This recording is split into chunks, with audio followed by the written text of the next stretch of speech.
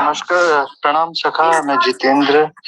मेरा प्रश्न ये था कि जब हम शरीर ही नहीं आत्मा है, तो शरीर को इतना ये एक्सरसाइज करके ये करके वो करके मेंटेन करने की जरूरत ही क्या है? एक दिन तो वो खत्म होना, ज्यादा से ज्यादा 50 साल 100 साल जी लेगा।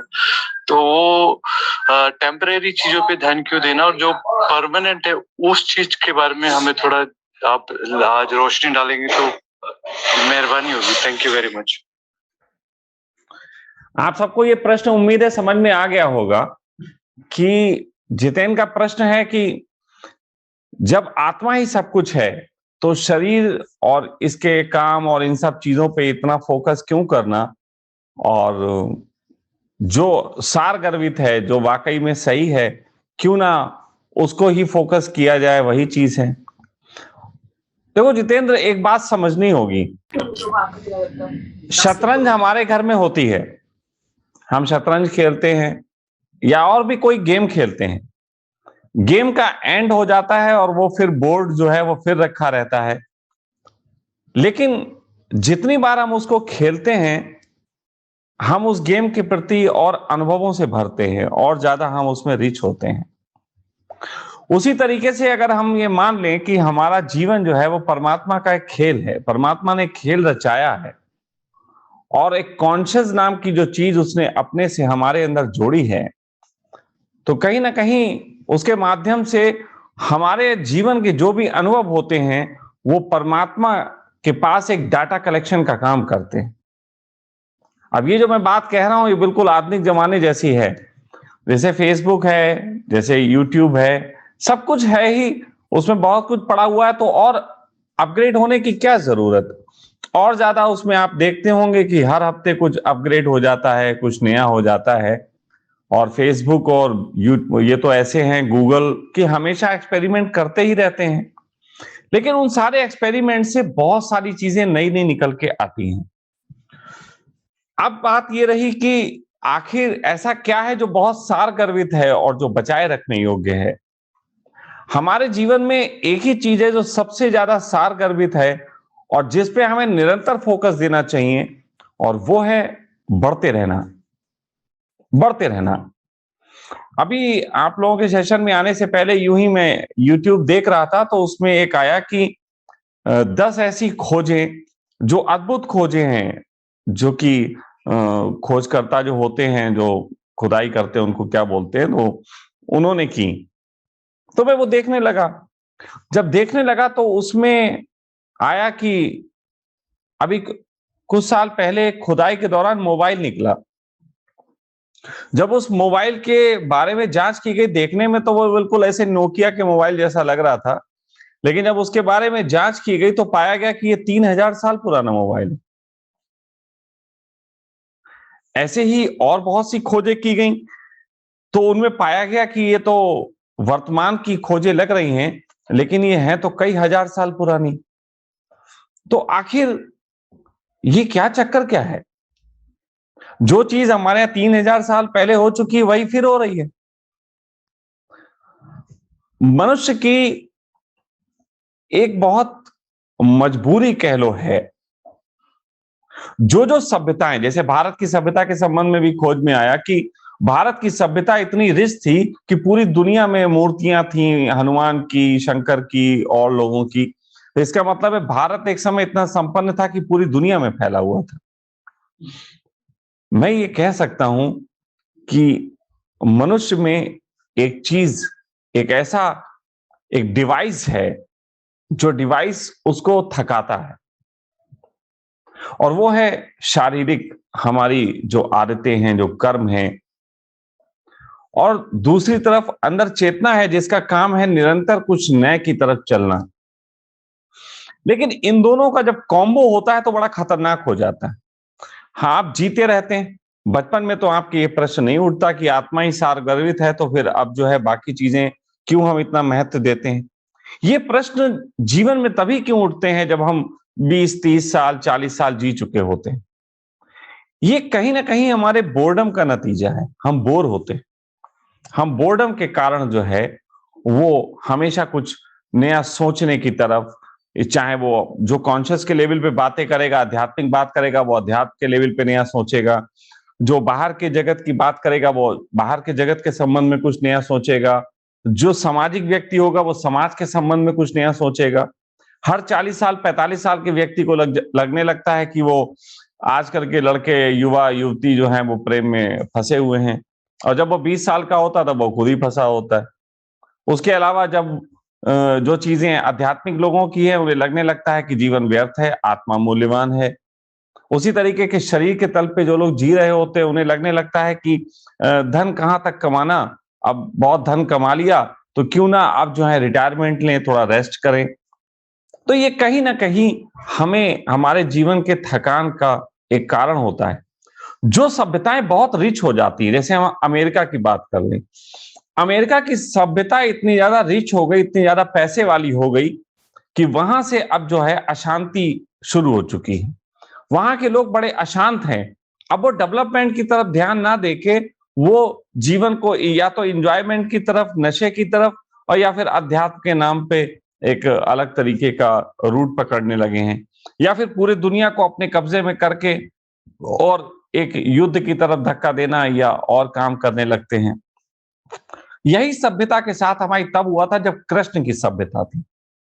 आपको मालूम है कि कृष्ण से भी एक धर्म पैदा हुआ था जिसका नाम था आनंद। आनंद उसको कहते थे कि आनंद का धर्म है। कृष्ण ने अपने राज्य को इतना संपन्न कर दिया था कि वहां किसी को धन कमाने की भी जरूरत नहीं बची थी, और सब कुछ बहुत बढ़िया बढ़िया था। और जब सब कुछ बहुत बढ़िया बढ़िया था, तो आपस में झगड़े शुरू हो गए। लोग दिन भर नशे में पड़े रहते थे। लोगों ने एक दूसरे की गर्दनें काट ली। बहुत रक्तपात हुआ कृष्ण के बनाए हुए उस युग में, उस धर्म ने। तो ये पृथ्वी पे कई बार दोहराया जा चुका है कि हम बहुत संपन्न जब हो जाते हैं, उसके बाद हम बर्बाद होते हैं। फिर दोबारा से फिर हम जीरो से शुरू करते हैं। यानी कि एक चूड़ी का एक चक्कर है जो बार बार हम वहीं पहुंच जाते हैं। और मैं इस पे बहुत सोचता हूं। ये एक ऐसी चीज है जो मेरे अंदर से भी आती है और ये सबके अंदर आती है। लेकिन इसका मेरे पास एक हल है जो मैं सोचता रहता हूं। वो है नवीन कुछ करते रहने का। कुछ ना कुछ करते रहो। आज आप देख रहे होंगे वीडियो वीडियो क्वालिटी थोड़ी सी अच्छी है। अब वीडियो क्वालिटी जो अच्छी है उसका रीजन सिर्फ ये है कि हमने बीडी को एक मोबाइल, वो जो है कैमरा दिलवाया। बीडी के पास कैमरा पहले था, उसके बाद जब आश्रम से विदा हुए थे तो वो कैमरा भी आश्रम में रह गया था। तो बीडी के पास कैमरे की कमी थी, तो सोचा चलो 30-35 हजार रुपए तक का बीडी को कैमरा दिलवाते हैं। हम एक दिन मार्केट पहुंच गए। मार्केट जब पहुंचे तो बीडी को वहां कैमरा दिलाने की बात आई, तो देखा यार अब तो दुनिया आगे बढ़ गई है, अब तो कैमरे बड़े महंगे हो गए हैं और अपडेशन जरूरी है। फिर वो पुराना काम क्यों करते जो पहले कर चुके थे, 20-30 हजार रुपए का कैमरा। तो उस दिन मैंने एक फिर खतरा उठा लिया, मेरी तो आदत है, और बीडी को लगभग 1 लाख रुपए का कैमरा दिलवा दिया। अब 1 लाख रुपए का बीडी का कैमरा है, लेकिन हमारा फोटो बहुत अच्छा आ रहा है, हमको बड़ा मजा आ रहा है ना। अभी बैठे हुए थे, अभी 2-3 दिन पहले एक व्यक्ति ने ऐसे ही करके बताया कि एक स्वामी जी एक जगह है बड़ी अच्छी, जन्नत जैसी जगह है, जो लोग स्विट्जरलैंड नहीं गए हैं उनको स्विट्जरलैंड यहीं फील करा सकते हैं हम। तो मैंने कहा अच्छा चलते हैं। तो कल वहां की जर्नी पे चले गए थे। जगह तो बहुत पसंद आ गई। वो कहते हैं ना कि जेब में नहीं फूटी कौड़ी, और सपने जो हैं करोड़ों के देख लेते हैं। अब वो जगह पसंद आ गई, अब मेरे तो हो गई है खुजली, अब मुझे तो वो लेनी है। अब वो एन केन प्रकारेण जैसे भी करके करेंगे करेंगे। तो नए पंगे, लेकिन डेवलपमेंट के लिए, आगे बढ़ने के लिए। तुम सोचो कि अगर मैं चांद पे पहुंच जाऊंगा तो क्या करूंगा? क्या मैं चांद पे पहुंच के वहां फिर एक झोपड़ी बनाऊंगा? मैं चांद पे पहुंच जाऊंगा तो जो डेवलपमेंट यहां का देख के गया हूं, मैं उसके भी आगे डेवलपमेंट की बात करूंगा। और डेवलपमेंट बहुआयामी। पहला डेवलपमेंट शरीर के तल का होता है, तो मैं कहूंगा और सुंदर शरीर हो, और सुंदर वस्तुएं हो। दूसरा डेवलपमेंट मन के तल का होता है, तो मन को मैं अपने ढंग से और संपन्न बनाऊंगा, प्रेम की तरफ बढ़ाऊंगा, लोगों की सेवा की तरफ बढ़ाऊंगा, और लोग भी मेरे साथ चांद पे आ जाएं उनके लिए काम करूंगा। और तीसरा डेवलपमेंट कॉन्शियस के तल पे होता है, तो मैं आपको बताऊं, ध्यान की सार्थकता बताऊंगा, फिर ध्यान की व्यर्थता बताऊंगा। फिर ध्यान को कर्म से जोड़ूंगा, फिर उसके बाद कर्म से भी छोड़ के ध्यान को आगे के लेवल पे लेके जाऊंगा। लगातार आगे बढ़ेंगे, क्योंकि हम जो कुछ जानते हैं और जो लोग भी डेवलपमेंट का हिस्सा होते हैं वो परमात्मा के प्यारे होते हैं। आपको मालूम है, आपने देखा, जो व्यक्ति रिच होता है वो और रिच होता जाता है। क्यों रिच होता जाता है? क्योंकि वो रिच होता है, वो जो प्रयोग कर रहा होता है, वो जो बिजनेस में प्रयोग कर रहा होता है, वो डाटा एक परमात्मा के पास पहुंच रहा होता है कि बिजनेस करने से ऐसा होगा। परमात्मा उसको सपोर्ट करता है, बिजनेस में भी सपोर्ट करता है। जो व्यक्ति धर्म के मार्ग पे अग्रसर होता है, नवीन खोजे करता है, परमात्मा उसको भी सपोर्ट करता है। जो व्यक्ति भी नवीनता की तरफ, नई खोजों की तरफ बढ़ता है, उसको परमात्मा सपोर्ट करता है। हमारे घर में भी जो व्यक्ति कुछ नया करने की सोचता है, मैं उसको सपोर्ट करता हूं, और जो लोग ऐसा नहीं सोचते हैं वो फिर लड़ते हैं आपस में। वो कृष्ण जैसे युग की बात करते हैं कि आनंद धर्म पैदा हुआ था और आनंद के बाद हत्या धर्म पैदा हो गया। तो जितेंद्र, शरीर इतना व्यर्थ नहीं है। शरीर ऐसा ही है जैसे आपके हाथ में एक नया गैजेट आया है, आप उसमें पुरानी ही अपनी प्रोफाइल खोलोगे, लेकिन नए काम करोगे, नए फोटो डालोगे, उसके पिक्सल्स अच्छे होंगे। आपने जो भी नया मोबाइल लिया है उससे और कुछ नई अपडेशन शुरू करोगे, और जितनी भी अपडेशन करोगे वो डेवलपमेंट को बढ़ाने के काम आएंगे। और मैं आपसे कहता हूं, आध्यात्मिक व्यक्ति का तो एक फर्ज है, आध्यात्मिक व्यक्ति का एक फर्ज है कि उसको कभी भी रुकना नहीं चाहिए, किसी भी स्तर पे नहीं रुकना चाहिए। सच बात तो यह है कि जीवन एक एक तरीके का प्रयोगशाला है, लेबोरेटरी है। अब इसको जितना बड़ा कर पाए उतना अच्छा। अब जैसे हमारे सखा परिवार में 10-12 बच्चे हैं, अब ये 10-12 बच्चों में जितना प्रयोग मैं कर सकता हूं उतना कर रहा हूं, लेकिन मैक्सिमम प्रयोग जो है उसको करने के लिए प्रयोगशाला को बड़ा करना पड़ेगा। हमें 10 के ऊपर 100 और चाहिए, तब ये 10 की परीक्षा होगी कि ये 10 अपने आनंद को कैसे संभालेंगे। हाँ, ये बात अलग की है कि 100 नए आएंगे तो 10 के ऊपर ऐसा दबाव बनेगा, इसमें से 5 भाग जाएंगे, लेकिन वो 5 जो हैं वो और रिच हो जाएंगे। आप सोना देखते हो, आप दूध में से निकलने वाला घी देखते हो, वो केवल 50% है। केवल आपका ये समझ लो कि 50 ml निकलता है, अगर 1 लीटर जो है वो दूध हो तो अब 50 ml केवल, लेकिन वो 50 ml में 1 लीटर जितने गुण होते हैं।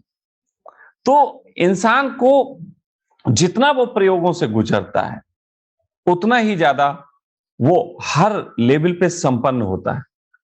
और मैं आपसे कह रहा हूं, शरीर इतना बुरा नहीं है। आप हैरान होंगे, कई लोग हैरान हो सकते हैं। मैं भी 4-5 दिन पहले जो है वो यहाँ पे एक स्पोर्ट्स शॉप है डीकैथलॉन में, वहां गया था, और मैं वहां इक्विपमेंट देखने गया था एक्सरसाइज के, अपने लिए, आपके लिए नहीं। मैं अपने लिए इक्विपमेंट देखने गया था। मैंने कहा क्यों ना यार अब 6 पैक बनाए जाए। हम बोले यार ये आदमी बातों से ही 6 पैक बना देता है, तो उसके बाद अब ये शरीर में भी 6 पैक बनाएगा। बना सकते हैं, मैं हूं इस तैयार। उस दिन वो मिले नहीं मुझे इक्विपमेंट, क्योंकि थोड़ा सा ये है कि मैं वो जो नए इक्विपमेंट्स आजकल चलते हैं मार्केट में उससे मैं थोड़ा राजी नहीं होता। मुझे थोड़े से इक्विपमेंट्स वो अच्छे लगते हैं जिससे मैं राजी हूं, जिससे मैं खेला हूं बचपन में, और वो बहुत हल्के फुल्के होते हैं। वही डैम्बल, वही रॉड, उससे ही हम अपना सारा काम कर लेंगे। हमें जरूरत नहीं है ये रनिंग वाली मशीन की। रनिंग के लिए तो सड़क पे भाग आएंगे, इसके लिए मशीन पे क्यों भागो। तो ये मैं भी सोचता हूं, नया करो। मैं आज आपको देख रहा हूं, मैंने जितेंद्र तुम्हें बहुत बार तुमसे बात की है, बहुत बार देखा है, लेकिन आज मुझे तुम जितने अच्छे लग रहे हो उतने पहले नहीं लग रहे थे। और ये अच्छे शरीर से भी लग रहे हो, चेहरे से भी लग रहे हो, और साथ साथ कहीं ना कहीं अंदर से तुम्हारे प्रश्न अभी तक 2 बार आए हैं इस पाठशाला में, और दोनों बार कीमती थे और दोनों बार मैंने उठाए। ये डेवलपमेंट है, इसको रोको मत। और जितना तुम डेवलपमेंट करोगे, जितना तुम आगे बढ़ोगे, चाहे वो शरीर के तल पे हो, चाहे वो बाहर की संपन्नता के तल पे हो, शरीर को व्यर्थ बताना, शरीर के सौंदर्य या शरीर के लिए जो व्यर्थता को हम महसूस करने लगते हैं, असल में उसका कारण है सिर्फ थकान। अगर आप थोड़ी देर अच्छे से सो लें, एक अच्छी सी नींद ले लें, फिर से रिफ्रेश हो जाते हैं, आपके पास वो विचार गिर जाते हैं। और रही बात ये कि आप हमसे पूछते हो कि कोई ऐसा विचार जो कि बिल्कुल शाश्वत हो, जिसको हमेशा ही ध्यान में रखना है, तो हमेशा ध्यान में रखना। अगर नया और पुरानी 2 चीजें सामने खड़ी हो तो नए को चुनना। हमेशा नवीन की ओर अग्रसर होना, हमेशा जीवन को एक्सपेरिमेंट बनाना। जब सब कुछ व्यर्थ ही है तो एक्सपेरिमेंट बनाने में क्या है? जब सब कुछ व्यर्थ ही है तो शांत बैठने की बजाय और एक्सपेरिमेंट करो। मेरे जिंदगी में तो मैं इतने खतरे उठाता रहता हूं कि कई बार मेरा बैलेंस जो है वो 500,000 रुपए ही रह जाता है। अब 500,000 पे बैठ के सोचते हैं अब क्या करना है। तो आप जब भी देखते हो ना मेरी ज्यादा पोस्टें बढ़ जाती हैं, जब भी कुछ ज्यादा कर रहे वीडियो देते हैं, तो सच बताएं तो वो पैसे खत्म हो गए होते हैं, तो हम अपने ग्राहकों तक बात पहुंचाते हैं, वो फंस जाते हैं, फिर फंस जाते हैं। 8 अरब आदमी फंस ही जाते हैं, अपना धंधा चालू। लेकिन सोचो, वो जो दबाव हमारे ऊपर हो जाता है कि अब पैसा नहीं बचा, वो हमसे एक्सपेरिमेंट करवाता है। हमें नए शब्द निर्माण करने पड़ते हैं, हमें नए तरीके की थेरेपी निर्माण करनी पड़ती, नए तरीके से फांसने के तरीके सोचने पड़ते हैं। और देखो, इसको इसको समझना, मैं शब्दों का जैसा इस्तेमाल कर रहा हूं, फांसने के तरीके किसी भी धार्मिक व्यक्ति ने आज तक अपने लोगों के साथ ये शब्द इस्तेमाल ही नहीं किया। वो तो हमेशा ये कहता है आप पूजनीय हैं, आप गरिमामय हैं। मैं फांसने को बोल रहा हूं, फांस रहा हूं तुम लोगों को। लेकिन ये नया युग है। ये नया युग है जहां जानते हैं लोग कि अब तुम अपना जीवन छुपा नहीं सकते। यहां पे अब केवल मीठे मीठे शास्त्रों से काम नहीं चलेगा। अब बिल्कुल हमें निपट एकदम सच्ची चीज चाहिए। आज से 7-8 साल पहले जब मैंने वीडियो बनाने आरंभ किए थे, तो हमारे वीडियो को लोग कहते थे आपके वीडियो की क्वालिटी अच्छी नहीं होती, आपके वीडियो की आवाज अच्छी नहीं होती। तो मैं कहता था चिंता ना करो, ये मैं आवाज और ये क्वालिटियां अच्छी कर लूंगा, लेकिन मैं अपने जीवन को बिल्कुल ऐसे ही रखना चाहता हूं जैसे कि जो है सबके सामने। लोग कहते थे इसका क्या फायदा? तो मैं कहता था आने वाले युग में हर व्यक्ति ये जान जाएगा कि वीडियो बनाए जा रहे हैं, इसमें कब कट किया जा रहा, कब पेस्ट किया जा रहा, और धीरे धीरे लोग समझ जाएंगे कौन बाबा कितना चालू है और कितनी प्रमोशन की टीम लगा रखी। ये सबको पता चल जाएगा। लेकिन मैंने सच्चा होना नहीं छोड़ा, जैसा था वैसे ही रहा। यही मैं आपसे कह रहा हूं, एक्सपेरिमेंट जीवन को बनाओ, लेकिन अपने अंदर की सच्चाई रोके रखो। अपने अंदर को तुम जानते हो कि तुम सही हो और तुम करते रहो, और यही चीज तुम्हें नया रखेगी। एक्सपेरिमेंट से नहीं घबराओगे, तुम भी रिच होते जाओगे, कॉन्शियस के तल पे भी रिच होगे, बाहर के तल पे भी रिच होगे, जीवन का आनंद भोगोगे। उस आनंद से जो अनुभव आएगा वो परमात्मा के पास डाटा कलेक्शन होगा। जब जितेंद्र के जीवन का डाटा कलेक्शन परमात्मा के पास सही में पहुंचेगा, तो परमात्मा जो दूसरा जितेंद्र पैदा करेगा इस जगत में, उसके पास किस तरीके के पीड़ाएं हैं, किस तरीके का आनंद है, उसको देखते हुए उसके लिए माध्यम बनाएगा।